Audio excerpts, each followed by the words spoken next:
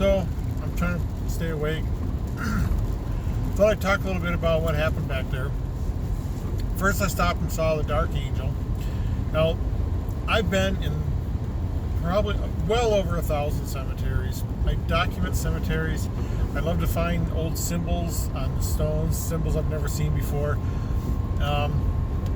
In this cemetery, it did have the woodsmen of the world were different there than I've seen before, and that was kind of neat. But the cemetery, I don't know, it was just kind of sad. It's on top of a big hill, which is great. It overlooks everything. You could see everything up there. But there was no flat spots, so virtually every stone is on the side of a hill. And of course, when you're talking about stones from the turn of last century, going through the 20s and 30s, they're all sliding downhill, so they're all leaning and stuff. And a lot of them were chipped up, and I hate to say this, and because you just get a feeling. When you've been in so many cemeteries, you get a feeling for what's going on. And I noticed, like, all the chips on the stones, and it's from the lawnmowers. And the mowers happened to be there when I was there, and I could hear them hitting the tombstones. And, that kind of thing just breaks my heart. And as I was driving out, I saw the mowers, and they actually had like little rubber bumpers on them, so they're like expecting to hit the tombstones.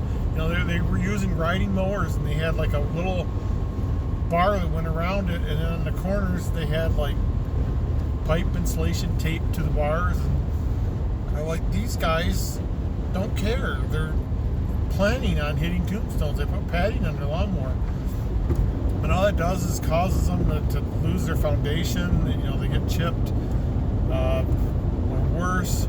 There was one place, and I kid you not, they paved, it was like an asphalt roads going through, and in one spot I could see a stone sticking out from the asphalt, so they actually paved over one of the stones. I don't know, it just felt really sad. But the Dark Angel, nothing like the Dark Angel on the other coast. The Dark Angel in Iowa City is really creepy, and that cemetery is old, and I found shrines in it, and I found, people had written messages on the back of the tombstones that were just really weird. And that was a really cool cemetery to explore. But this one was just kind of sad. There was one cool feature that I noticed. I drove all the way to the back, and there are these old houses, and these old houses look like what millionaires would live in, but they're little one-story bungalows, just really fancy. And the cemetery actually protruded into their yards. There was two houses that I saw this on. I don't know if there was more or not, because some of the roads were closed, so I kind of got locked into the cemetery. I had to back my way out. But yeah, I don't know if it was a parsonage or what, or both of them, because they looked like normal houses. They had garages, and you could see how the yards were defined, but yet there were stones going into all the way to the other side at the one house, just like they built their house in the cemetery. And again, it didn't look like a parsonage, it looked like a regular house. But anyway, I like to explore cemeteries. I did take some pictures there, and after I got done taking pictures, I realized my huge mistakes. Now, I was really excited to leave, and I forgot my hoodie, because it's cold in the mountains, and I forgot my hoodie, and I realized I forgot a couple other things, and one of the things I forgot was my computer. I left it on my desk at work. So all the pictures I take with my camera, no one's going to see those until I get home. That's just the way it's going to be. And I was going to keep making videos on my phone and saving them on my computer to save space on my phone, and I can't do that, so I got to be really careful. I'm going to make sure my phone has enough space on it. I've already uploaded I already uploaded 2 videos, and I deleted those off my phone after I uploaded them. And then I went through and I deleted some old files and stuff, but I'm going through construction zone.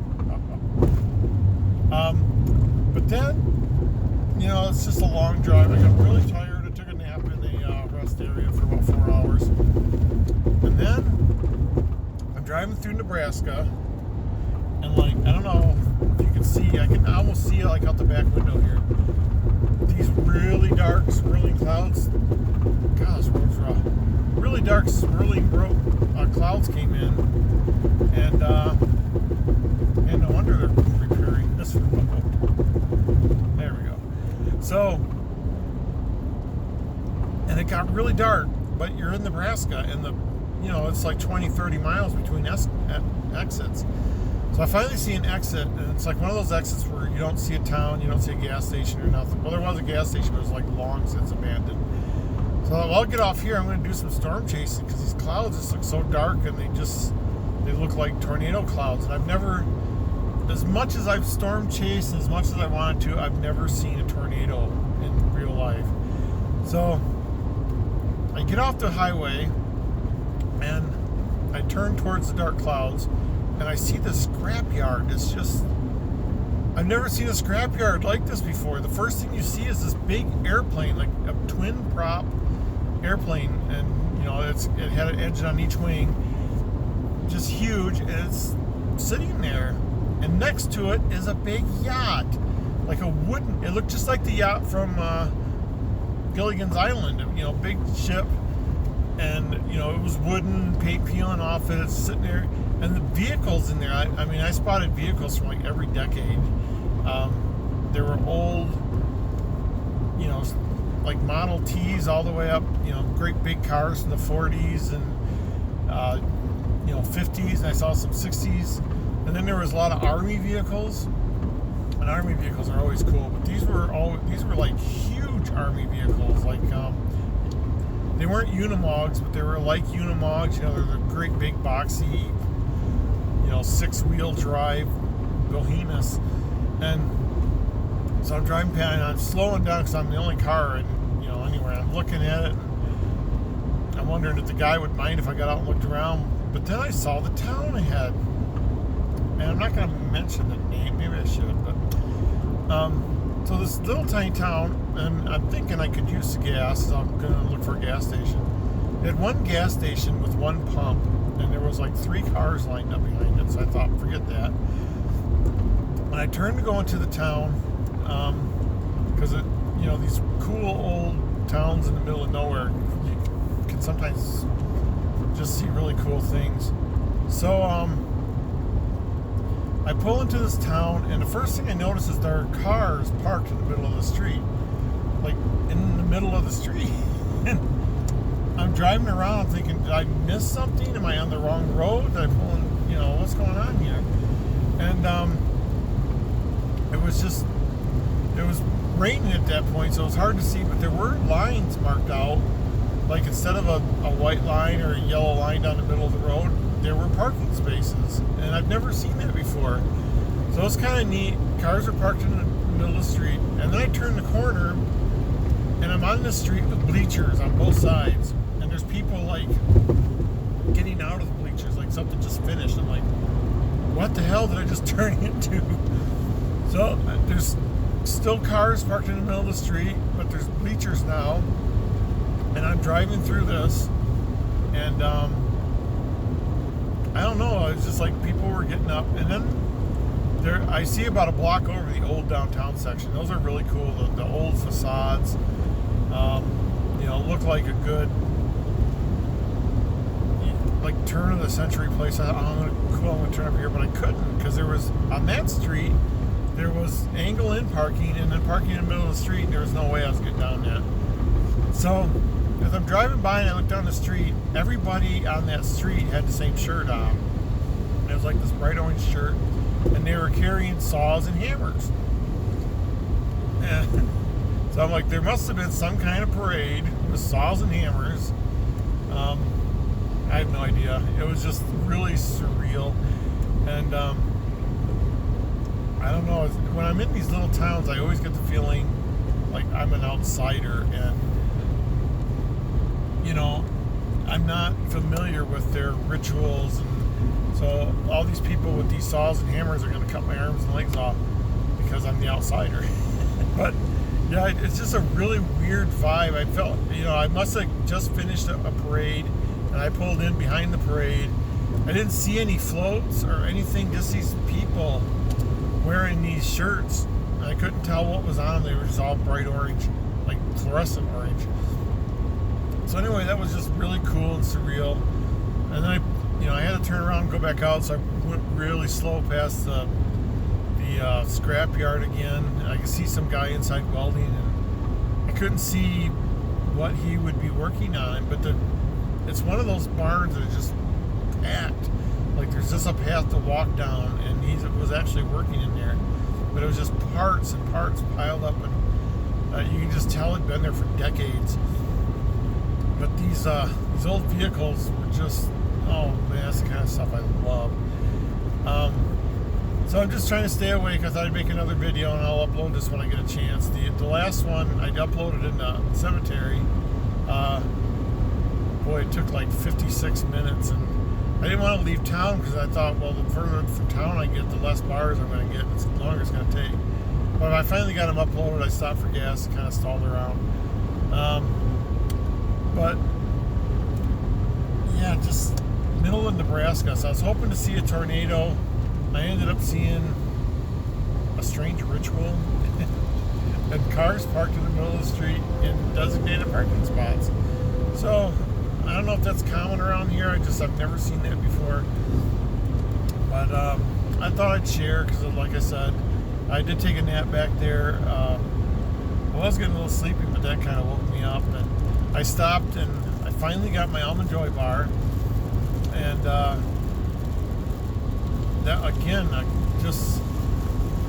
I drove to the next town over, and it was this creepy little gas station, and it had this ice machine that looked like it had been abandoned. So I walked in, I needed ice for my cooler, and I just kind of said, hey, is there ice in that machine? He goes, sure there is. You got a big bag or a little bag? And I was like, I guess I better see him. He opened his machine up. The big bags were like, I don't even know why you would need a bag of ice that big. I mean, it would have filled a bathtub. I was like, no, I better take just 2 of the little bags. And, of course, it was the most expensive gas I ever bought. And the ice, and that. Finally got my Almond Joy bar, so I felt like that's taken care of. But, yeah, it's just, and I kind of love this stuff. That's why when I left Iowa, I took all back roads until I hit the border. And then I just happened to hit 80 anyway, so I got on 80. But yeah, I would have liked to see a tornado. I mean, the clouds were just dark. And I'm looking at these over here now, and it's just, you can just see the water pouring out of them. And I know Nebraska's notorious for tornadoes, but I haven't seen any. This is where I'm going to end up with my trip. When you're on 80 and you go north in Nebraska, you're headed towards the Badlands. But it's in Nebraska, it's grassland prairie. And there's way up there in the middle of nowhere, there's Pishulville, for one thing, and I'm going to explore Pishulville. And there's Pishulville Cemetery full of Pishals. And there's Pishal Creek. So I'm just going to, I've never, because I've always, kept tabs on the family and stuff, but I've never heard of Pishulville, Nebraska. And it's full of Pishals, so it's going to be interesting. But that's where I'm finishing up my trip. There's a park there. Hopefully it's not like this, because I was hoping to do some stargazing. I purposely scheduled this trip during a new moon, so it'd be really dark out. So I'm just about to where 80 splits off on 76, and that just means 4 more hours until I hit Denver, and then another 3 hours until I hit my camping site. So I got a ways to go. I love driving in the rain, but my wipers aren't doing so well, so I passed this truck like 6 times. But yeah, just keeping you guys updated, because like I said, when I get into Denver, I'm going to be doing some stuff with the book, and I think it'll be more interesting for you guys. But this is just me talking to myself because I don't have anyone else to talk to. So I'm going to go ahead and try to upload this while I drive, and hopefully I won't kill myself. No, there's a rest area. I'm going to pull into the rest area. Maybe they'll have wireless and I'll be able to upload it quickly. But anyway, take it easy. I'm going to sign off.